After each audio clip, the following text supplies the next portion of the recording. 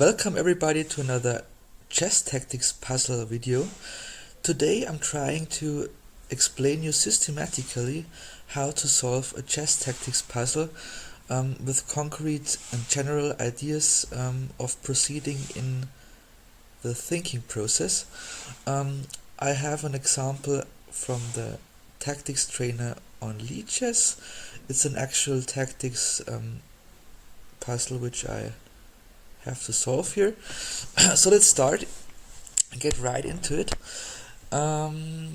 Here we can see that the knight, the black knight, is attacked twice by our pieces, also his bishop, and also our queen on d2 is attacked by the rook on d8.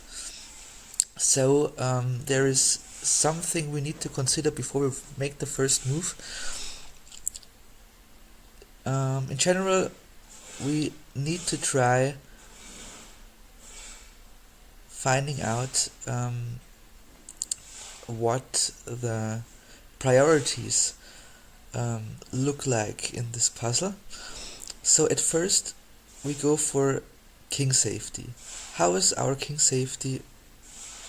How is our own king safety in this puzzle? Our king is relatively safe because if there would be some trades, there would only be a threat if we take with the pawn on h3 the bishop, because then the queen could take on h1, and this would be horrific for our position. But in all other cases, the king isn't immediately threatened by any mating attack.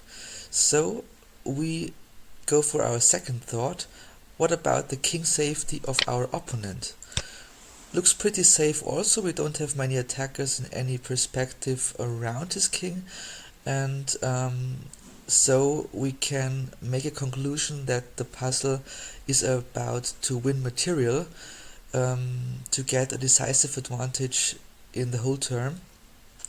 So we are looking for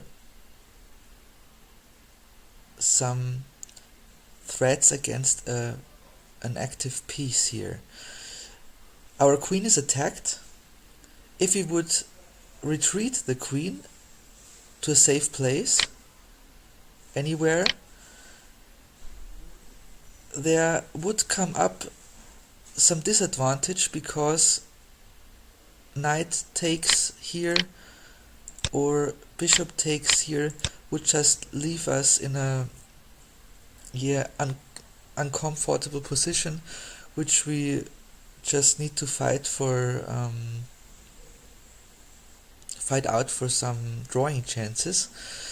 So since we can't move the queen here to avoid any disadvantage, in the other turnaround thought, it would be maybe the case to trap the queen of black to get compensation, and also maybe winning another piece of him to get the puzzle solved, to get the advantage here.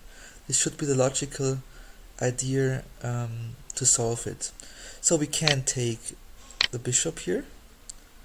What we can do is taking with the knight on e5 with our knight, or the knight on e5 with our bishop.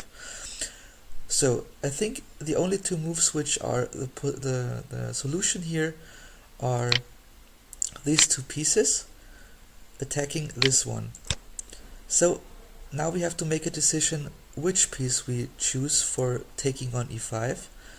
The knight, if he would take, then we could get the queen into a prison very soon, because the bishop still has this diagonal to cover the squares which the queen probably needs to escape. If we would take with the bishop, he maybe would have some ideas with c6 or other things, and also he just could take with the bishop here and escape on g6. So since our knight would cover g6, also if you would take, I think this should be the correct way to proceed here. So we take with the knight. Okay, that's a right move. And here the rook takes the queen. So we shouldn't take immediately, because this will be a tempo loss in case of attacking the queen and prison it, or prison her. So we need to attack further versus the queen. And since our bishop is attacked 3 times by the rook, by the bishop and by the queen, the next move, which also gives us a turnaround tempo against the queen, should be bishop takes the queen here. So now rook takes another pawn, but here we can consider how the pieces in our count management are. So if we would take the queen now, we would have in the whole one piece ahead to the opponent, because we would have, after bishop takes knight, rook takes bishop, we would have a knight, a bishop, and 2 rooks versus 2 rooks and a bishop. So this should be the winning line. Yes. Okay. I hope this was a constructive content for you, and I hope we see us soon. Have a nice day, and bye for now.